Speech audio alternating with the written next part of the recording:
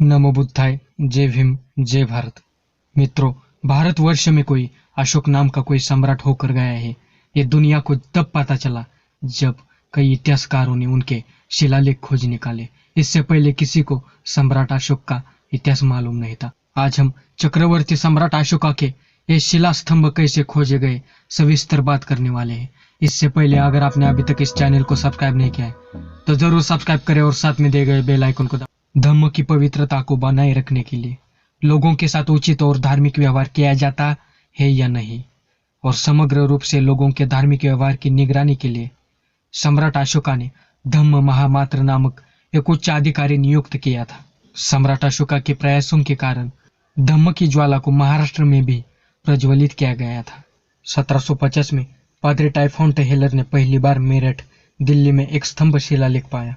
उस स्तंभ शिलालेख के ऊपर की वो लिपि और भाषा नहीं जानते थे, इस वजह से उन्होंने उसकी नोंद करके रखी। 1785 में हेरिंगटन ने बार बार और नागार्जुनी में गुफाओं का दौरा किया और ये गुफाएं इतिहास में पहली बार दर्ज की गई। वहां का शिलालेख भी दर्ज किया गया।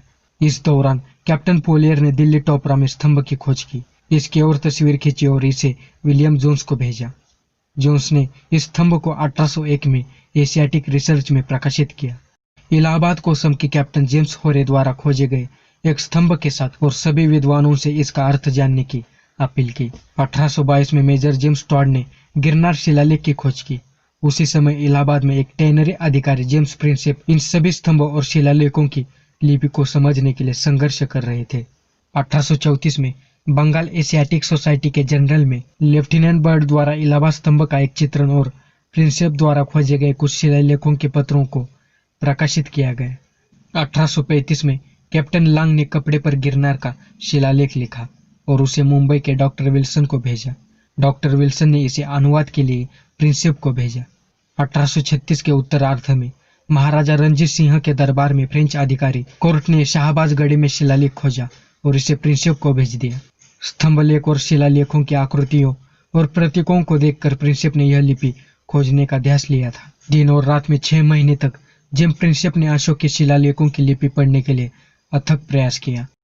1837 में दिल्ली टोपरा में अशोक के स्तंभ का पहला वाचन जेम्स प्रिंसेप ने कर ही दिया था और उसे प्रकाशित किया।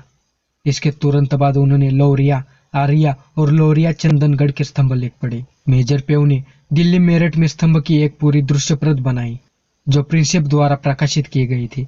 उसी वर्ष के आखिर में लेफ्टिनेंट किटोय ने धौली में अशोक के एक महत्वपूर्ण शिलालेख की खोज की। इस शिलालेख की खोज करते समय उनकी जान पर बुरी तरह से बीती थी। वास्तव में लेफ्टिनेंट किटोय 1936 में धौली गए थे, लेकिन शिलालेख के नीचे ही एक मादा भालू अपने 2 बछड़ों के साथ रह रही थी। जैसे ही उस भालू ने किटोय को देखा, भालू ने उन पर हमला कर दिया और मजबूरी में किटोय को उस पर गोली चढ़ानी पड़ी।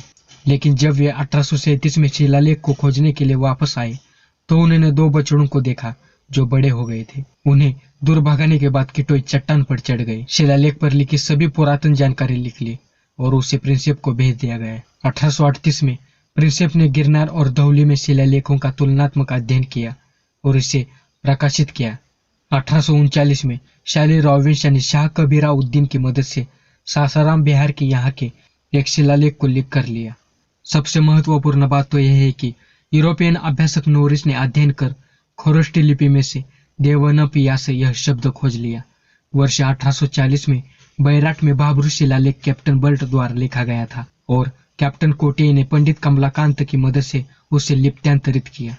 जेम्स प्रिंसेप को यकीन था कि ये सभी शिलालेख सम्राट अशोक नाम के एक सम्राट द्वारा लिखे गए हैं, लेकिन कोई भी ठोस प्रमाण नहीं मिल सका क्योंकि इस शिलालेख में कोई भी नाम नहीं था। प्रिंसेप ने शिलालेख लिपि का नाम अशोकन स्क्रिप्ट रखा। उसी वर्ष अपने काम के तनाव के कारण प्रिंसेप का 40 वर्ष की आयु में निधन हो गया। हालांकि अशोक के शिलालेखों की खोज और अनुवाद बंद नहीं हुआ। कई चिकित्सकों ने प्रिंसेप द्वारा विकसित वर्णमाला की मदद से काम आगे शुरू रखा। 1850 में सर वाल्टर एलियट ने ओडिशा की जौगाड़ा में अशोक शिलालेख की खोज की और इसकी एक दृश्य प्रति बनाई। अपने अध्ययन में उन्होंने साबित किया कि यह शिलालेख शाहबाजगढ़ी, गिरनार और धौली के समान है। 1860 में फॉरेस्ट ने देहरादून के कालसी में एक शिलालेख की खोज की। इस शिलालेख के पत्थर को पूरा शैवाल चढ़ गया था। 1870 में कर्नल एलिस ने मध्य प्रदेश के रूपनाथ में एक शिलालेख की खोज की। 1872 में कार्ला एल ने राजस्थान के बैराट में एक छोटा शिलालेख और बिहार के रामपुरवा में एक स्तंभ की खोज की। 1879 में सर अलेक्जेंडर कनिंघम ने सम्राट अशोक के खोजे गए सभी शिलालेखों और स्तंभों की लिपियों और अनुवादों को संकलित किया और उन्हें कॉर्पस इंस्क्रिप्टिनम इंडिकारम के पहले भाग में प्रकाशित किया। यह जेम्स प्रिंसेप द्वारा की गई कल्पना थी और कनिंघम ने पहला खंड प्रकाशित किया था, जिसमें सुझाव दिया गया था कि अधिक शिलालेख पाए जा सकते हैं। बाद के पाए जाने वाले शिलालेख दूसरे खंड में प्रकाशित किए जाएंगे, ऐसे कनिंघम ने कहा। 1882 में डॉक्टर भगवान लाल इंद्र जी को मुंबई के पास सोपारा में शिलालेख मिला। 1889 में कैप्टन लेह को पाकिस्तान के मनसेरा में अशोक का एक शिलालेख मिला। 1891 में लुइस राइस ने मैसूर में 3 शिलालेखों की खोज की। 1895 में फ्यूरर ने नेपाल में निगाली सागर के एक स्तंभ की खोज की और 1896 में उन्होंने रुमिनदाई में एक स्तंभ की खोज की। 1905 में ओर्टेल ने सारनाथ में एक स्तंभ की खोज की। 1915 में कर्नाटक के जिला रायचूर मस्की यहाँ के सोने के खदान के मैनेजर को अपने घर जाते समय उन्हें अचानक से एक शिलालेख मिला।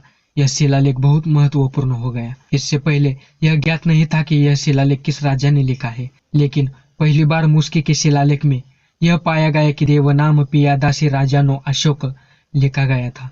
तब पहली बार पता चला कि यह सभी स्तंभलेख महान चक्रवर्ती सम्राट अशोका ने लिखे हैं।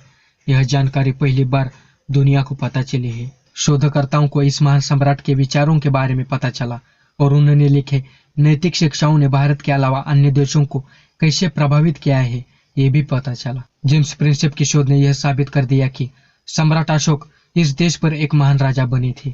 कई शोधकर्ताओं और विद्वानों ने इन सभी शिलालेखों को लिप्यांतरित और अनुवादित करने का काम के लिए खुद को समर्पित किया है। फ्रांके, स्मिथ, फ्लीट, मिसेलेसन, Luders, Thomas, Hultzsch, Bhandarkar, Jayaswal, Barua और वुलर ने अशोक के शिलालेखों पर बहुत काम किया। 1925 में हल्स ने शिलालेख के दूसरे भाग को कॉर्पस में प्रकाशित किया। सम्राट अशोक के शिलालेखों को खोजने के लिए 270 वर्षों की यह अथक मेहनत बहुत महत्वपूर्ण थी और भारत के इतिहास को एक महत्वपूर्ण मोड़ दिया। महान चक्रवर्ती सम्राट अशोक के शिलालेखों को खोजने के लिए मेहनत लेने वाले, अपना पूरा जीवन झोंक देने वाले सभी शोधकर्ताओं को मनपूर्वक श्रद्धांजलि। मित्रों, सच बताओ तो इस वीडियो को बनाने के लिए मुझे बहुत कष्ट उठाने पड़े हैं। इस वजह से एक लाइक, शेयर और